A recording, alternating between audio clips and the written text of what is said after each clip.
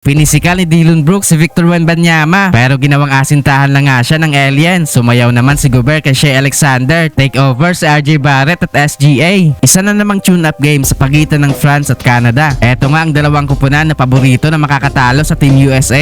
Sa simula ng first quarter ay nahanap nga kaagad ng France si Rudy Gobert sa ilalim pero maaga ngang na foul trouble si Wemby early in the quarter. Kung saan wala pang 2 minuto ay nakuha niya na kaagad ang kanyang ikalawang foul. Kaya naman pansamantala muna siyang nilabas sa laro. Gandang fake naman ni Rudy sa ilalim na nagresulta ng kanyang two-handed slam. Agad naman niyang na-counter ng Canada mula sa 3-point shot ni Shai Alexander. Halfway mark ay biglang arangkada ang opensa ng Canada sa kanilang 5 straight points courtesy of SGA at Dillon Brooks para magkaroon ng 9-point lead sa France. Solid nga ang pinapakitang depensa ng visiting team sa loob ng paint kaya naman nag-capitalize ang home team sa labas kung saan instant impact sina Di Colo at Yabusele. Unti-unti na nga nakakabalik sa laro ang France pero bago nga matapos ang quarter ay nagkaroon ng 4 straight points ang Canada courtesy of Nembhard at Kelly Olynyk para bigyan ng 6-point lead ang Canada after ng opening frame sa score na 25-19. Second quarter ay in control pa rin sa laro ang visiting team sa mga early minutes. Gandang assist ni Wemby kay Di Colo cutting to the baseline for the reverse layup. Shake and bake move naman para kay Shai Alexander kung saan sumayaw sa ilalim si Gobert para sa kanyang easy finish. Sumagot naman sa kabila si Wemby ng isang 3-point shot para sa kanyang unang field goal sa laro. Bigla ngang to make over si Wembanyama sa halfway mark. Wala nang nagawa si Dillon Brooks sa depensa sa taas ng release ni Wemby sa kanyang mid-range jumper. Si Dillon Brooks nga ang madalas nagbabantay kay Wemby kaya hirap ding makapasok sa ilalim ang Rookie of the Year. Kaya naman nagpo-force tumira sa labas si Wemby. Kagaya na lang nitong kanyang 4-point play. Nakapagpabaon pa ng dunk si Yabusele patapos ang quarter para ibaba sa 4 points ang lamang ng Canada after ng first half sa score na 44-40. Third quarter agad nakapag-dress si Evan Fournier para sa France. Pinipisikal na nga ni Dillon Brooks si Wemby sa ilalim. Pinagbubu na nga ng crowd si Brooks tuwing makakahawak ito ng bola pero unbothered nga ang alien sa depensa ni Brooks kung saan ginagawa lang nitong asintahan sa kanyang mid-range shot. Halfway mark ay nagpaparamdam na ulit sa opensa si RJ Barrett sa kanyang 3-point shot. Si Lesort naman sa kabila ang kumakana sa opensa ng France. Late sa quarter ay biglang arangkada ulit ang Canada sa opensa kung saan patuloy ang pagkana ni RJ Barrett at umaambag na din si Kelly Olynyk kaya naman balik sa 9 points ang kanilang kalamangan. Naipasok naman ni Yabusele ang kanyang tres patapos ang quarter para ibaba sa 6 points ang laman ng Canada after ng third frame sa score na 64-58. Fourth quarter ay agad nagparamdam si Shai Alexander sa kanyang step back mid-range shot. Sumagot naman sa kabila si Yabusele ng isa na namang tres. Pero patuloy nga ang pagkana sa opensa ng Canada papasok ang halfway mark kung saan umabot na sa double digit ang kanilang lamang matapos ang 3-point shot ni SGA. Tumuloy-tuloy nga ang mainit na shooting ng Canada kung saan patuloy ang paglobo ng kanilang kalamangan. Late in the quarter ay hindi pa rin nga makalapit sa laro ang France kung saan lagi nga may sagot ang Canada sa kanilang mga baskets. Kaya naman naubusan na nga ng oras ang France para makahabol sa laro at wagi nga sa friendly match na ito ang Canada.